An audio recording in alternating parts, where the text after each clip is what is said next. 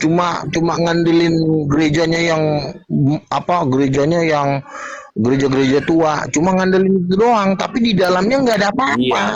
tapi Kita kan kan yang gini kita bang. butuhkan kan Tuhannya.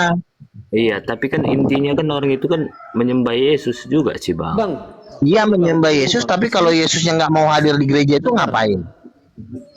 bang. Kita kan Kok cari tahu abang? Yesus, tapi Senang Iya, dengan, kok tahu abang nggak oh iya hadir? tahu saya dong, juga senang dengan pengajaran. tahu, kami tahu, kami ngelihat di sana Oh, banyak abang itu, Bukan, banyak bisa roh melihat jahat. gitu. aduh, Abang bisa diam Bisa, dulu, melihat Tuhan. bisa, kita Sam, bisa diam dulu ngelihat. sebentar, Sam. Sam, bentar. Bukan bang. Smith Soalnya Wigglesworth gini bang. itu juga saya turunin kau nanti, Sam, kalau kau ngoceh. Diam dulu.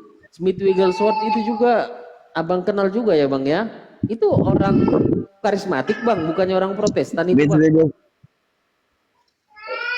Bukan Orang dong, Protestan kali bang. Smith Wigglesworth itu berbahasa roh. Itu berbahasa roh. Kok Orang baca Protestan bukunya? Saya nggak punya berbahasa bukunya roh. itu. Waktu dulu saya tahun berapa? Protestan akad ya. Gereja terbesar di Indonesia kan gereja kami dulu AKBP. Saya orang AKBP, Oh, jadi tahu persis yang ada di Berarti dalamnya siapa. oke bang. Berarti Kristen ini banyak buatan-buatan ya bang. Ajarannya ya Betul, bang. betul. udah Iya. turun dulu Tadinya Pak Sam. benar, pertama-tamanya benar. Nah, jadi Pertama-tamanya Smith benar, Wigglesworth tapi bukan kan orang Protestan bang. bukan. Orang Protestan itu nggak mungkin bisa membangkitkan orang mati, nggak bisa mencelikkan mata orang buta. Dan saya kan baca bukunya itu, dia berbahasa roh. Dia, Percaya Tritunggal juga saya bang. tahu kan. Iya, kalau Tritunggalnya nggak salah, tapi cuma kan orang kan kadang-kadang memakai kata Tritunggal buat nipu orang. Dia bikin Tritunggal, tahu-tahu di dalamnya dari rubah-rubah sama dia. Makanya kita perlu tahu juga Tritunggal ini dicek dulu steril nggak? Karena ada Tritunggal yang steril, ada Tritunggal yang nggak steril. Kalau tinggal Tritunggal yang steril ya yang punya saya, yang Roh Kudus Yang perempuan steril yang itu masih Tritunggal murni, steril. Itu yang paling murni, yang ada Roh Kudus perempuannya. Kalau Roh Kudus bukan perempuan yang cuma itu Tritunggal odong-odong. KW3, KW9. KW9 ya. Tapi ajaran Bapak Gereja nggak begitu loh bang. Abang dibidatkan itu kalau hidup di zaman Bapak Gereja loh. Iya kan begini loh, Bapak gereja ini kan membaca Alkitab lalu mengartikannya. Sementara kan perkembangan hikmat ini kan semakin akhir zaman semakin banyak tersingkap. Nah, Bapak gereja kan hidup di tahun 100, yang dimana penyingkapan itu belum luar biasa. Penyingkapan itu nanti ada di hari-hari akhir. Yoel 2 ayat 28, pada hari-hari terakhir aku akan mencurahkan rohku. Anak-anak muda akan bernubuat. Habakuk 2 ayat 14, pada hari terakhir pengenalan akan Tuhan akan seperti pasir memenuhi seluruh bumi, seperti lautan memenuhi seluruh bumi. Jadi pengenalan akan Tuhan itu semakin bertambah pada akhir zaman. Jangan kita berbalik, semakin tua semakin kita Artinya begini bang, abang berbeda lagi dengan Bambang Nurseda, murid abang yang abang kutip tadi itu, karena Bambang Nurseda bilang begini, kalau makin kesini itu ya makin nggak benar, yang benar itu ya makin dekat dengan ajaran yang kuno. Salah. Makanya saya ini kan bergaul di jaringan doa nasional ya, yang difasilitasi oleh Pastor Niko, gereja terbesar di Indonesia. Ya, saya sering ikut seminar-seminar Empower 21, World Prayer Assembly. Kami panitianya. Jadi menurut nubuatan para nabi, hikmat itu semakin dahsyat tuh di hari-hari terakhir. Semakin dekat kedatangan Tuhan Yesus, itu semakin gila. Gitu loh. Jadi jangan kita semakin mundur, semakin lari ke Bapak gereja, kayak si Biantoro, si Edwin. Disangkanya kali makin tua makin tihui, bukan. Makin tua itu makin basic. Makanya kan Esra Soru, kami udah dapat penglihatan dia ditimpa batu mati dia. Abang ini ketimpa batu. Boleh begitu bang. Terserah lah. Gitu, bang. Makanya kan Esra Soru juga kalau ngelihat saya juga kan ketakutan, dia menghindar.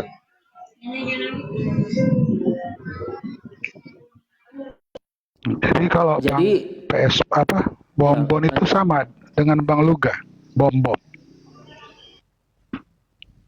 itu dia sepaham dengan Esra Soru, dia Tritunggal Totok, Protestan Totok, tidak ada yang namanya revelation, tidak ada pewahyuan.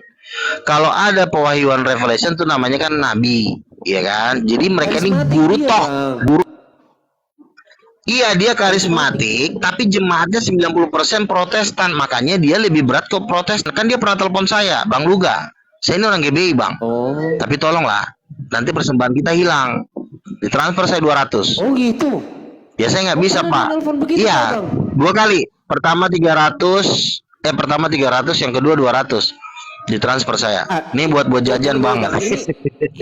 Ini live ini ada recordnya, Bang. 30 hari baru hilang. Benar. Ya iya, tanya aja masih bom. Gimana sih lo? Bom itu kalau telepon saya tuh lembut banget ngomongnya. Janganlah Bang Luga terlalu keras-keras, Bang Luga. Nanti hilang kita persembahan. Oh begitu. Waduh. Aduh, gimana ini kalau saya bikin PT nih? Omongan abang nih. Abang bisa pertanggungjawabkan nggak? Aduh, Anok ini minta naik tapi gitu, Bang. Ini ada recordnya, nggak boleh ngomong sembarangan, Bang. Monitor. Nggak usah Bang, nggak usah buat PT, nggak usah. Oh, nggak usah ya, kasihan. Nah, dibikin PT paling si Bomben gua ketawa-ketawa. Si Bomben kan orangnya sama saya nggak bisa marah. Paling gitu dia.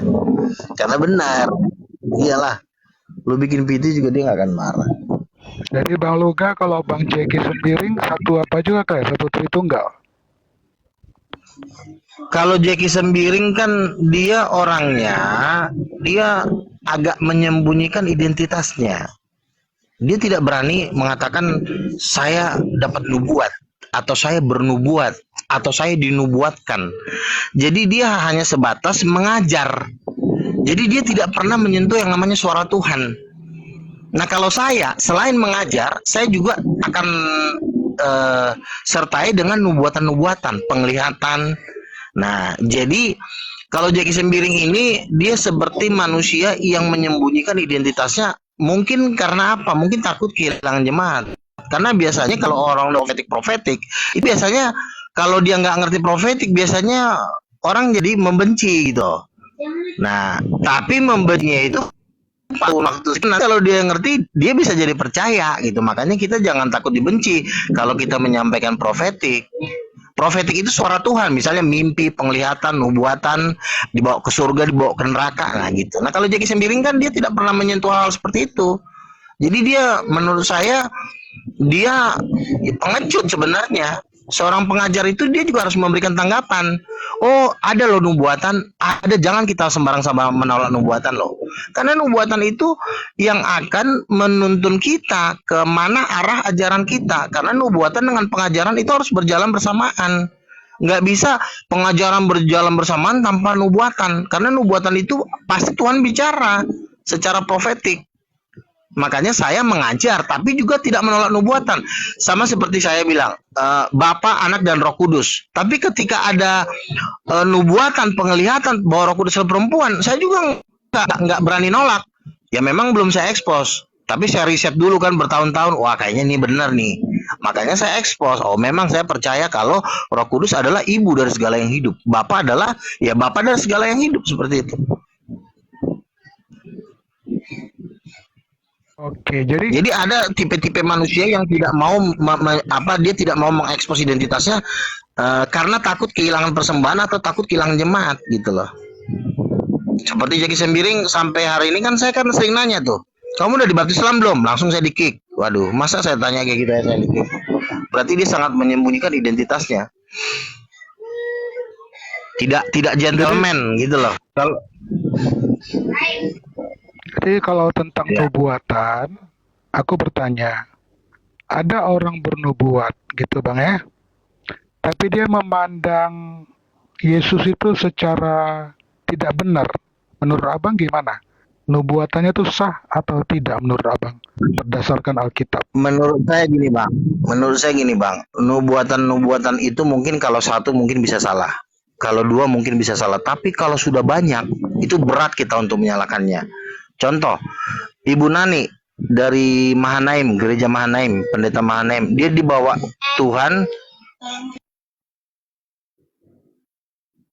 tata Bapa. Apakah saya bisa katakan itu salah?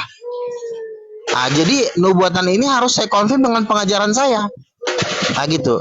Dan Jairokli, dia melihat tahta Bapa dan dia juga melihat tahta anak domba. Bahkan dia mengatakan dalam bukunya tentang surga bahwa tahta Bapa dengan tahta anak domba itu jelas berbeda. Dia bilang jelas berbeda. Tahta Bapa itulah tahta yang paling dahsyat dalam semesta, dia bilang begitu. Nah, makanya penglihatan para nabi ini saya harus konfirm dengan pengajaran. Kalau tidak dikonfirm dengan para nabi, Berarti abang sesuai dengan tidak Erben. bisa. Sama dengan Erben bahwa ada 2 tahta di sana, bang. Abang iya. inspirasi Erben atau gimana, bang? Oh bukan, kalau Erben itu kan kalau di Tritunggalnya dia tidak salah. Yang salah dia ketika dia tidak mau dibaptis selam, dia menolak bahasa roh, di situ dia salah. Kalau Tritunggalnya dia dikatakan tata Bapa dengan tata anak domba beda, itu nggak salah.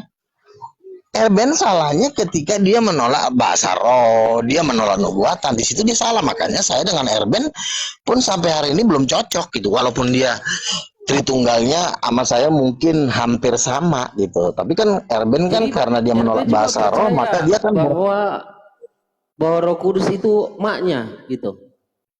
Maknya Yesus. siapa yang bilang? Dia percaya juga. Siapa yang bilang? Aku tanyain. Ya aku tanyain abang. Dia nggak belum percaya apa udah percaya tuh bahwa Yesus itu Roh Kudus itu maknya. Oh, ya karena kan yang mengekspos Roh Kudus perempuan yang besar-besaran kan baru saya. Kalau dia percaya berarti dia percaya dari saya gitu. Oh, Abang sepakat dengan dia itu dari soal tahta ya. Berarti abang belajar dari dia abang kan berarti sendiri. ya. Berarti ada 2 tahta gitu kan? Kalau 2 tahta ini kan sebenarnya kan sudah memang pengajaran lama, ya kan? Tetapi ketika dikonfirm lagi dengan para nabi-nabi, saya semakin yakin bahwa memang tahta Bapa dengan tahta anak domba itu beda. Bedanya di mana? Tahta Bapa itu ada pelanginya, Wahyu 4 ayat 5. Lalu tapi kalau tahta anak domba itu cuma cahayanya yang luar biasa, gitu. Cahayanya bersinar terang karena memang kan Bapak dong bang, karena kan Tuhan Yesus bilang Bapak lebih besar dari aku. ya mungkin secara spesifiknya tahta Bapa lebih besar, iya. Nah sekarang apakah Bapak itu lebih besar alam semesta ini daripada Bapak?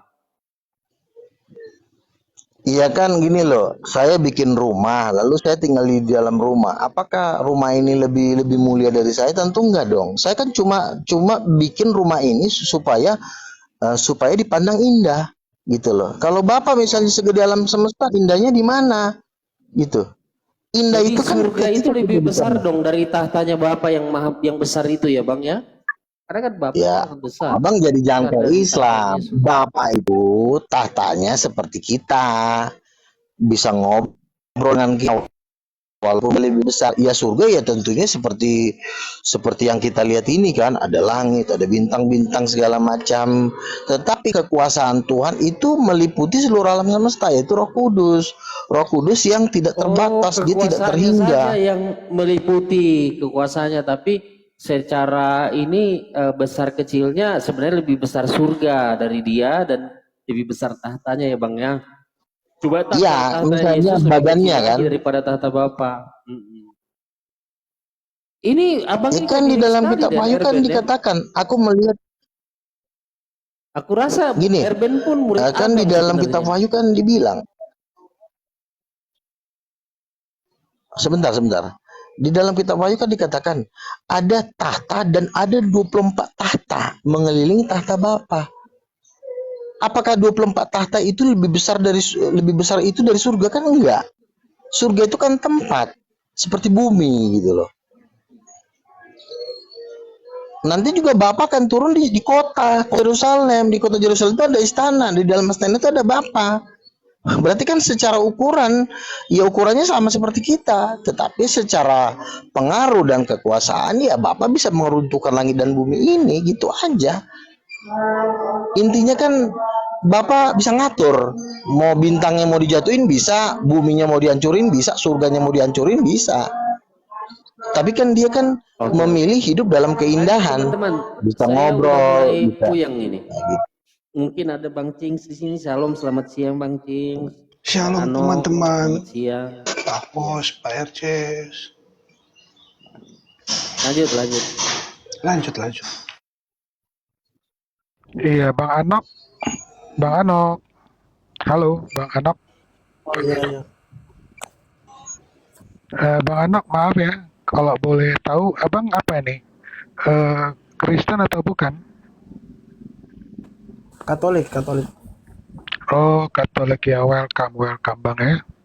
Silakan ngomong Bang. Sini ada Luga yang menyebut dirinya Nabi, Bang. Oh iya, saya dari tadi dengar Bang Luga katanya dia ngaku dirinya sebagai nabi ya. Kalau Nabi Bang, ya kita ini jangan menjadi memiliki kebudayaan yang tertinggal. Mengaku Nabi dengan mengaku dokter itu sebenarnya sama aja. Karena Nabi itu juga salah satu jabatan. Ngaku pendeta dengan ngaku Nabi itu kapasitasnya sama, gajinya pun sama. Tapi karena kita hidup di dalam budaya Islam, yang kalau ngaku Nabi pasti dipenjara, akhirnya kita ketakutan ngaku Nabi. Karena kita sudah diintimidasi oleh budaya suatu bangsa. Ngaku Nabi dipenjara. Tapi kan kita ini kan bukan bisa dipengaruhi oleh satu budaya atau suatu budaya bangsa. Kita ini menyatakan suatu kebenaran. Kalau kita tunduk di dalam budaya satu bangsa, berarti kita tidak tunduk kepada Tuhan. Hati-hati loh, ngaku nabi lo. Itu cuma terjadi di Muslim, Bang. Jangan Abang ikut-ikutan dengan Islam. Abang Kristen. Kenapa orang Katolik juga takut ngaku nabi? Karena terintimidasi dengan orang Islam, karena sudah hidup di negara Muslim terbesar dunia. Kalau di Amerika itu ngaku nabi itu biasa aja. Contoh Prophet TB Joshua, Prophet Bajinder dari India, Prophet Bill Hammond dari Amerika Serikat. Kami itu undang mereka di Jakarta sebagai pembicara, dan gelar mereka Apostol Catherine itu di TikTok. Terus siapa lagi tuh? Apostol Lauren Cunningham, Rasul. Jadi jangan kita ngikutin budaya Indonesia yang kalau ngaku nabi itu ketakutan. Padahal ngaku nabi sama ngaku penginjil itu sebenarnya sama aja gitu loh. Paham nggak? Kita ini kan hidup diintimidasi oleh budaya lokal. Kalau ngaku nabi di penjara. Jadi makanya orang takut ngaku nabi. Oh, ini yang ngaku nabi itu ya. Nabi kau. Gue bilang ini orang udah gila.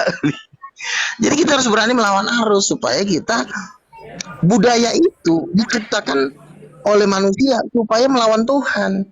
Makanya kalau orang ada ngaku nabi, lo nggak usah, biasa aja. Karena nabi itu juga bukan Tuhan. Paham nggak? Iya, ini Bang ada juga Pak mati lah. Gabriel ini Bang Luga. Tadi kan Silakan. Bang Luga bilang Selamat siang Pak Gabriel. kita sebagai manusia harus melawan Tuhan. Lanjut Pak Anok. Tapi kita Kristen, kita tidak akan melawan Tuhan. Kenapa? Tadi kan Bang Luga bilang Kenapa? kita sebagai manusia harus melawan Tuhan. Kalau bagi itu bagi Abang Luga sendiri, kalau bagi Bukan kita melawan Kristen, Tuhan. Kau salah dengar mulu. Si mana ada aku bilang kau melawan Tuhan. Bang Kita Luga, melawan sorry, budaya sebentar. setempat, Ini ada budaya di Tina. Indonesia. Bang, ini ada Tina Rogantina di bawah Bang. Kemarin udah ini ya, udah bertobat ikut Abang dia ya. Oke Bang, ini ada di bawah Bang, sedang menonton Abang. Gak usah. Bang.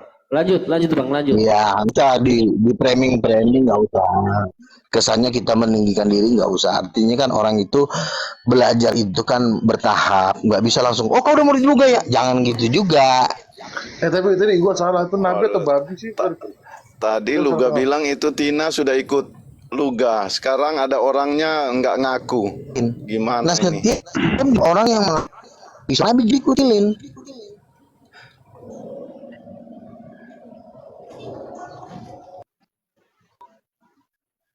Ya, selamat siang, Gitu ya. Bang. Jadi jangan kita masih diperbudak siang. oleh budaya setempat. Kalau diperbudak budaya setempat, mengaku nabi itu di penjara. Kan kita kan udah Gini loh. ketakutan duluan karena Gini loh. budaya setempat Muslim terbesar nggak boleh ngaku nabi. Bukan soal itu, tapi itu terindikasi adanya penipuan. Nih contoh begini. Kalau ada Gua ya ngaku betul betul. dokter. Gua ngaku dokter. Penipuan itu kan harus ada Jadi bukti.